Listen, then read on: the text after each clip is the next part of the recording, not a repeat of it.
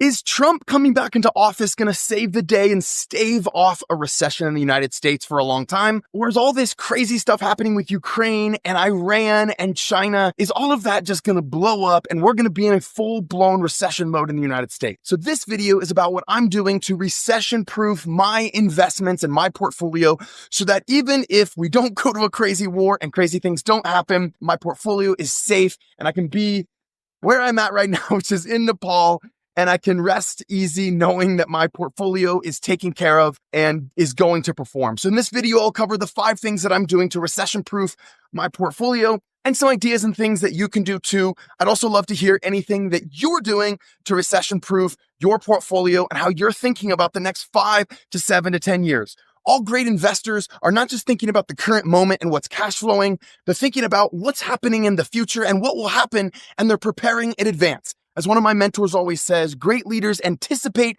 they don't react. So this video is about anticipating, thinking ahead, looking into the future, and deciding, is Trump going to be the savior? Regardless of what you think of him, whether he's the best thing since sliced bread or whether or not you think he's the worst thing to ever happen to humanity, I believe there are some practical tips in this video that will help you in your financial freedom journey so you can live the life that you deserve. Frankly, the life that's on your terms so you can be where you want, with who you want, whenever you want. And isn't that the dream? And also go to bed every night knowing peacefully that your portfolio is safe. Hope you enjoy the video. All right, so when we think about recession-proof investing, we really want to think about 5 simple things. And the first one is this asset class that I'm about to put my money, my time, my soul into, and maybe everything I've saved up until this point in my life, is this asset class needed or is it just something that's wanted? Now, you can think what you will, and I'm curious if you agree with me, but this is one of the main reasons that my wife, Rachel, and I have decided to move away from Airbnb and fully into co-living. I'm not saying you have to be a co-living investor. I'm just saying I want to be in an asset class of something that people need no matter what, no matter if the United States goes to war. And if you watched my prediction video, you know that I am predicting that we will be in a hot war, and a hot war means that American troops will be actually firing guns and missiles and things on somewhere, right? Not that we're kind of not doing that already, and that's going to change dramatically the landscape of the economy and what we put our time and our energy and our money into. And so I want to be in a asset class that's needed no matter what and not just desired. When you think about going to book a luxury Airbnb, that is a want. That is a desire. That is something that I could definitely do without, right? That is something that I'm going to book a little bit of a cheaper one, right? And a lot of my Airbnbs were luxury Airbnbs. The ones that we still have left are luxury Airbnbs. So, in any kind of recession, any kind of tough time, people do what? They funnel their money into what they think they're going to need, and they stop funneling their money into things that they just want that are luxury. Very important to be thinking about and processing as you think about what asset class you want to position yourself for the next 2, 3, 5, 10 years. So you just have to ask yourself a question. How many of you think the economy is at the lowest point possible and it's going to go up and up and up and up and up from here? How many of you think that? Well, if you do think that, you should buy a bunch of disposable income, right? But if you believe that it's going to get worse like I do, before it gets better, just with the way the world is headed and all the challenges that are happening in our economy, Trump presidency or no, then you're going to be want something that's wanted. So I think I've kind of beat a dead horse on this one, not to use that terrible expression, but I'm going to move on to number 2.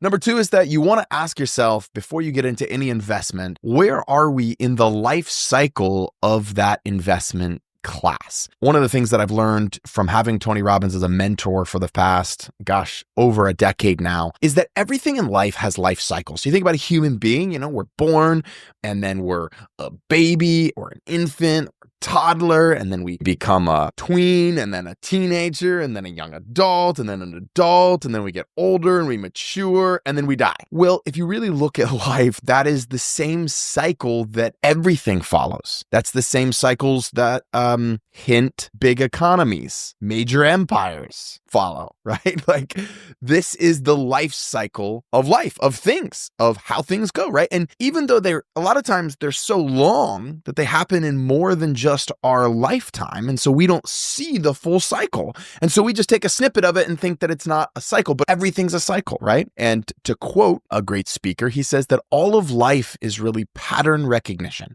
And so in life, you're trying to recognize patterns. Another way to say a pattern is a cycle. So you're trying to recognize cycles. So if you think about, I'm kind of using Airbnb as the example of this video, apparently, but everything has a life cycle, right? It's born, it needs all this energy to survive, and then it matures. And when an asset class, because asset classes go through life cycles too, when an asset class becomes mature, is when everybody figures out how to make their dollar from that asset class. I think of like your 401k. Everybody's figured out how to put in their fees and how to take their money from that and how to make that benefit them and how to leverage that. Everybody's figured that out already, right?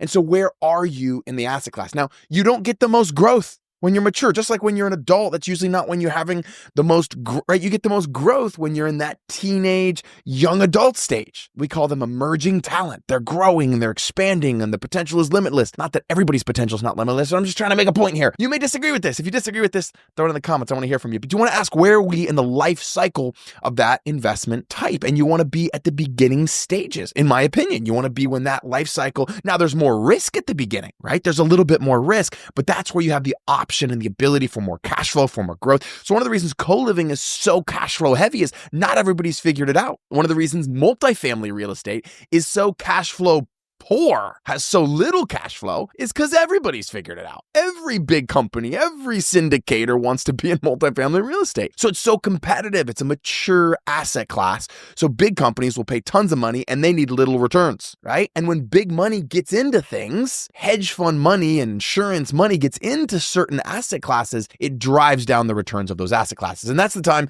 where guys like you and me, we want to sell. So that's number 2. Number 3, how do we recession-proof our investment? The third thing that I think about is how much is that industry growing? I want to look at trends. I want to look at trajectories. I want to look at patterns, right? One of the things they tell you when you're hiring a staff member is you want to look at their track record and you want to try to almost graph it out and say, okay, if I start back when they were a teenager and they were a teenager here, did they take a dip in their life, in their career? Did they then go to jail? And then come back? Like, what happened? And I'm not saying that there isn't zigs and zags to every journey, but what you really want to understand is you want to be able to graph it out and know that it's going up. So it's similar to how we're looking at hiring a staff member. What's been the history and what's the trajectory of that specific industry? And you need to figure that out in order to recession-proof. Where is this headed? And where does this asset class normally go in a recession, right? One of the things that I learned fairly recently was that before World War II, there was a huge percentage of America that actually lived in boarding homes. Now, we don't call co-living boarding homes because it's a very different model. It's way more upscale and luxury than what you would consider, what you think about when you think about a boarding home. But I realized when the economy was tough, when war was rampant all over the United States in World War II, many people flocked to these boarding homes for a variety of reasons: cost, community, savings, protection, right? So you want to ask, what did this asset class do during tough times? What's the trajectory that we're on? At least that's something you want to be processing. So that's how I think about my wife and I's portfolio when I think about some of these things. Number 4, you always want to ask this question. Every good investor asks this question. Everybody says, Sam, you're so positive, you're so optimistic. But if you really were to dive into my psyche, you would realize I'm actually a big pessimist. I'll tell you a quick story. I love this story. I'm drawing a blank on the guy's name right now, but he wrote a book called Man's Search for Meaning. But he was captured and he was put in a Nazi concentration camp and he survived. And he survived because he had a strong sense of purpose. But one of the reasons he survived, he said, is because I, speaking about himself, was a pessimist. And you're like, wait a second, Sam, thank you for inviting me to this motivational YouTube video. But he was a pessimist. He said the guys that died in the concentration camp right along with him, they were the guys that said, oh, the Allies, they'll rescue us by Christmas. It's going to be here. And Christmas would come and Christmas would go. And oh, the Allies will be here by the new year. They're going to rescue us. We're getting out of this hellhole. And New Year would come and New Year would go. And oh, by Easter, the Allies will be, he said, and those guys just died of a broken heart. Disappointment after disappointment after disappointment. He said, I took a different approach. I was pessimistic. I said, this is going to suck for a long time. I don't even know how long, but I have a purpose in being here. I'll have a purpose whenever I get out. And I'm not putting these goals that are going to constantly be disappointing. He's like, I'm a pessimist. He's like, being a pessimist saved me. So when you think about investing, I apply that same principle. When you think think about investing, you want to ask, what the hell could go wrong with this investment? What's the worst case scenario? Or one of my fun questions that I like to ask is, does this investment have a moat? You know, like a castle in the olden days, in the medieval days, they would put that moat, they called it a moat, and they'd fill it with water. So when the armies would attack them, they could pull up the drawbridge and they'd have to cross the water. And while they're crossing the water, they're shooting the arrows down on them, killing them, right? Like, does this investment class have a moat? Meaning, am I protected, right? And this is one of the reasons I'm all in on single-family real estate, specifically co-living single-family real estate, is because when you get a loan on these assets, you get what Warren Buffett called one of the best debt products in the entire world. That's the 30-year fixed mortgage. Think about it. Interest rates go up, great. You're locked in. Interest rates go down, you refinance and capture the benefit of those interest rates. You can't lose. It's an amazing debt product. So that's one of the ways that you're protected. There's other things you can do with a single-family house.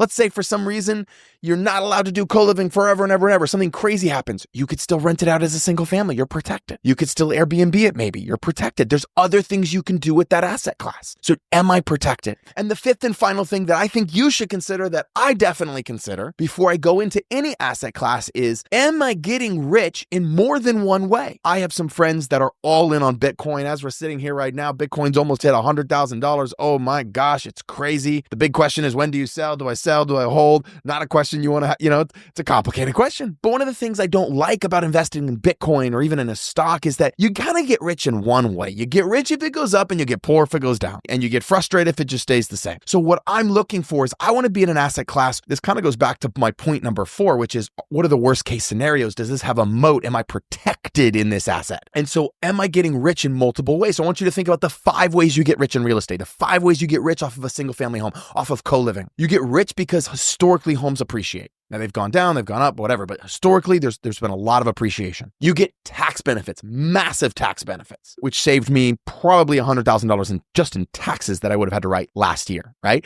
So you get massive tax benefits. I'm getting rich through that. I'm getting rich because these homes are going up in value, right? Our portfolio over the last decade that my wife and I have owned it has probably gone up $13 million, right? And that's just an estimate. I don't have the exact figure here, but like, it's substantial, millions and millions of dollars. We're not talking hundreds of thousands, we're talking millions. So wow, I got rich from that.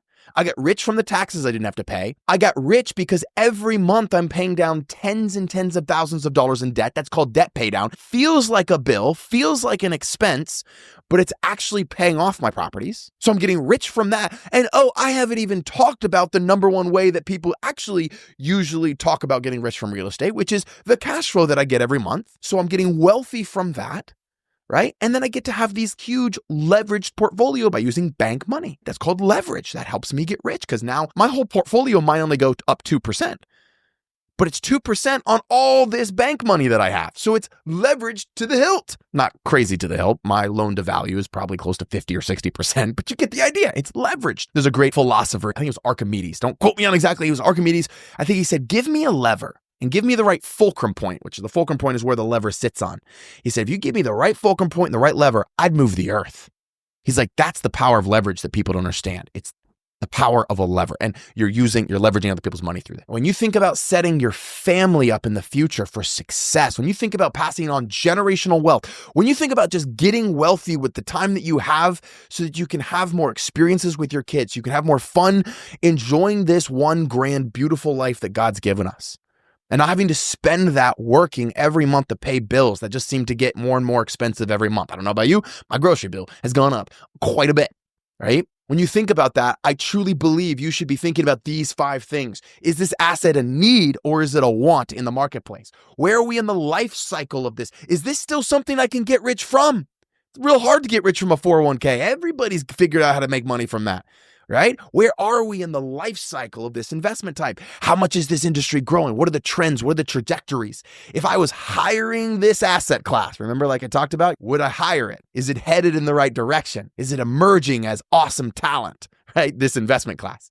How much is this industry growing? What are the worst case scenarios? Does it have a moat? Am I protected if, pardon my language, but shit hits the fan? And am I getting rich in multiple ways or is this just a gamble?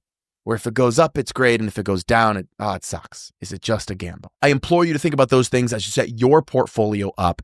And as always, please let me know what you thought of this video. Please give me your comments. How do you think about setting yourself up for the future and recession-proof yourself, your family? And we've had a great run as a country. We've had a great run in a lot of investment classes, but you never know the future, right? So you want to prepare and you want to make sure that whatever you do aligns with what you believe is going to happen in the future. And you need to spend some time thinking about that. There's a verse in the Bible that says a wise man, and I'm paraphrasing, but it says a wise man looks ahead and prepares. And I believe wise men and wise women constantly need to be doing that, especially if we're leaders and we're leading our communities and our tribes and our families to the highest level of success and abundance that we possibly can. God bless you guys. Hope you enjoyed this video. I'll see you on one of my 5-day challenges soon, and we'll see you soon.